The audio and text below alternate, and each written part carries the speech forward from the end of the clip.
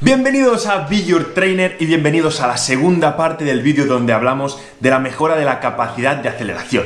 Y hoy estate súper atento porque vamos a analizar uno de los materiales más utilizados y que seguramente ya conoces, los trineos de empuje o de arrastre.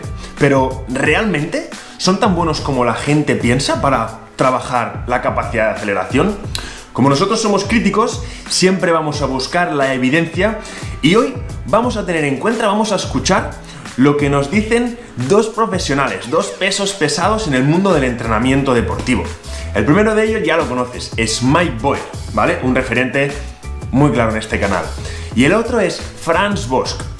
Por si no sabes quién es Franz Bosch, te voy a dejar el enlace a su página web y también a la de Mike Boyle. Aquí abajo en la descripción tienes las dos páginas web y sus dos principales libros que aportan información top. Por lo tanto, hoy se viene información buenísima. Y como tengo muchas ganas de empezar a hablar ya, mira, hoy no te pido ni que te suscribas. Yo te lo dejo aquí, suscríbete si quieres. Sí, hazlo ahora, hazlo después. Pero mira, vamos a empezar. Para Mike, los trineos de empuje son una de las mejores herramientas para trabajar la capacidad de aceleración. Pero nos dice que muchos de los entrenadores caben en el error de pensar que este tipo de material también nos va a ayudar para trabajar la velocidad pico del deportista. Y este no es un material que te ayude a ser más rápido, a que llegues a una velocidad pico más alta, sino que te ayuda a trabajar y a mejorar el desarrollo de esta velocidad. Como hemos dicho, la aceleración. Por lo tanto, nos remarca que a la hora de utilizar este material, cabe tener en cuenta y cabe saber para qué lo vamos a utilizar y en aquello que nos va a permitir mejorar, que es la aceleración. Para Mike, el trabajo de la técnica en el patrón de la carrera o del sprint es muy importante y no le quita relevancia, pero a veces nos dice que los entrenadores caemos en el error del extremo de trabajar demasiado y preocuparnos demasiado por la técnica, olvidando el trabajo y la importancia de la potencia y del trabajo de la fuerza específica para este tipo de patrón de movimiento. Además de que otro punto súper importante, y ya se ha dicho, no lo dice solo Mike Boyle, sino que hay evidencia científica que lo demuestra, es la aplicación de fuerzas contra el suelo. Cómo estas fuerzas se aplican contra el suelo a través de nuestras extremidades inferiores. Eso va a ser un punto súper importante en el desarrollo de la velocidad. Y entonces, el trabajo con el trineo nos permite, primero de todo, trabajar la musculatura específica que participa en este patrón de movimiento, en esta mecánica del sprint o de la carrera. Y además, trabajar la aplicación de fuerzas contra el suelo de manera bastante similar a la situación real después del sprint. Hablando del patrón o de la mecánica del movimiento, nos permite trabajar con la hiperextensión de cadera. Esta hiperextensión no se da en otros ejercicios como pueden ser ejercicios bilaterales como una sentadilla o movimientos olímpicos, ni en ejercicios unilaterales o unipodales como los que veíamos en el vídeo anterior en este canal, donde tampoco se trabaja con la extensión de cadera, pero no con esta hiperextensión que será necesaria y se da en el patrón de movimiento del sprint. En el momento de aplicación de fuerza contra el suelo, pretendiendo generar un movimiento hacia adelante, se va a tener que dar, primero, que el punto de contacto contra el suelo se encuentre por debajo del centro de masas, muy bien, y segundo, que se genere fuerza hacia atrás. Esto no se podrá realizar a no ser que se dé esta hiperextensión de cadera de la que estamos hablando y que va a ser un punto característico para trabajar de manera mucho más específica la mejora de la aceleración con ejercicios que trabajen bien la mecánica del movimiento. Por lo tanto, con lo que hemos visto hasta el momento, vemos que el trineo se convierte en un buen material para trabajar y para enseñar al deportista a cómo aplicar las fuerzas contra el suelo para generar este movimiento hacia adelante en la aceleración. Y es que al fin y al cabo, el trineo es un material que nos permite trabajar la aceleración con cargas externas.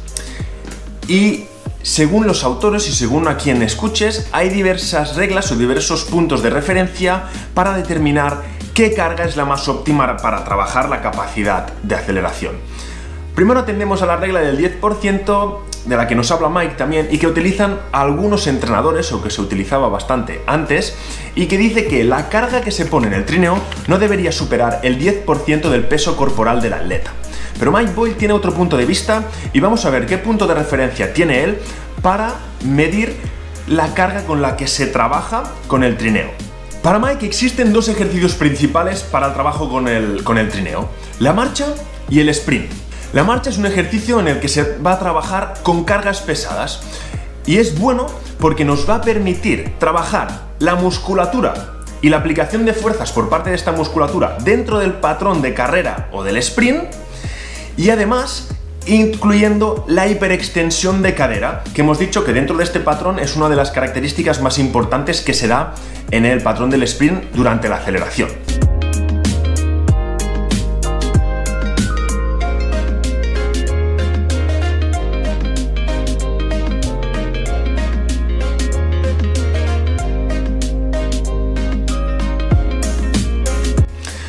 Para Mike, este ejercicio simularía un press de piernas, pero como hemos dicho, la aplicación de fuerzas y la posición que adopta el deportista va a ser mucho más específico que hacer un simple press de piernas en una máquina o utilizar ejercicios unilaterales como el split squat con el pie elevado.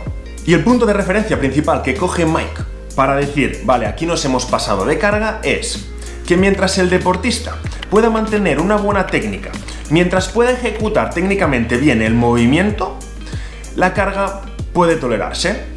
En cuanto a este patrón de movimiento, en cuanto a esta técnica se vea alterada porque el deportista debe hacer compensaciones para poder mover el trineo en el ejercicio de marcha, pues ahí es donde sabemos que hemos llegado al límite de carga que puede tolerar este deportista para este ejercicio. Y para el ejercicio del sprint, obviamente, vamos a incrementar muchísimo más la velocidad y la aceleración que se va a dar con el trineo, por lo tanto las cargas van a ser mucho menores.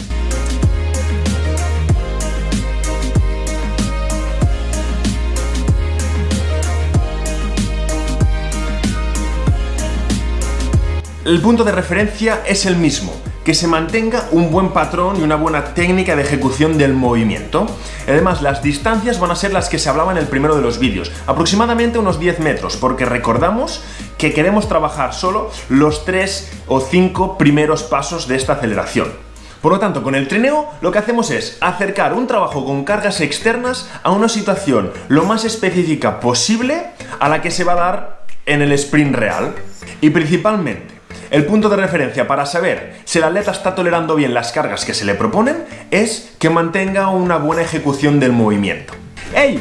¿Pero qué pasa ahora? Como en todo, hay dos puntos de vista, y aquí es donde entra nuestro segundo autor, Franz Bosch.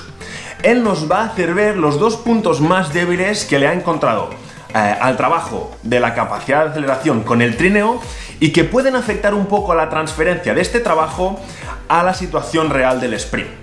Vamos a ver qué dos puntos son estos. El primero de todos hace referencia a la posición que adopta el deportista al trabajar con el trineo. Hay una posición de desequilibrio hacia adelante causada porque cuando se trabaja con este tipo de material el deportista está apoyado casi totalmente encima del trineo. Entonces, eso produce una situación y una postura que no va a ser tan similar como debería a la situación real. Además de que la posición esta de desequilibrio exagerado, según el autor, puede afectar a cómo se aplican las fuerzas contra el suelo en relación a cómo se van a tener que aplicar al hacer una aceleración sin material, una aceleración real. Y como segundo punto encontramos que el trabajo con el trineo puede modificar los patrones de activación muscular, no permitiendo que se dé la cocontracción. Y ahora, que no te explote la cabeza. La cocontracción, explicado de manera muy simple, es la contracción simultánea de musculatura que actúa sobre una misma articulación. Para ponerte un ejemplo muy sencillo, en las piernas sería la contracción simultánea o la activación simultánea de la musculatura del cuádriceps y la musculatura isquiotibial, ¿vale? Como ejemplo muy sencillo para que lo entiendas. Entonces, según el autor, esta cocontracción va a ser un factor muy importante que se debe dar en movimientos de alta intensidad como es la aceleración en el sprint y que el trabajo con trineo no permite. Estos dos puntos hacen que para Franz Bosch el trabajo con los trineos de empuje no permita una transferencia al 100% en cuanto a la aplicación de fuerzas contra el suelo, a la posición corporal, incluso a los patrones de activación muscular, hacia el sprint real. Por lo tanto, la información con la que debes quedarte. Recuerda que el trabajo con trineos te va a permitir mejorar el desarrollo de la velocidad, mejorar la capacidad de aceleración. Recuerda que no mejorar la velocidad pico.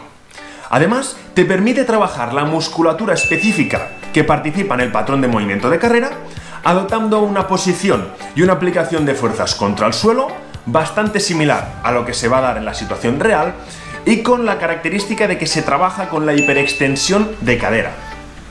Pero luego debes tener en cuenta los dos puntos débiles que tiene el trabajo con los trineos para poder valorar toda esta información, saber cuándo utilizar los dos ejercicios que nos ha propuesto Mike Boyle, también siendo consciente de que no se va a dar una transferencia 100% hacia el movimiento real.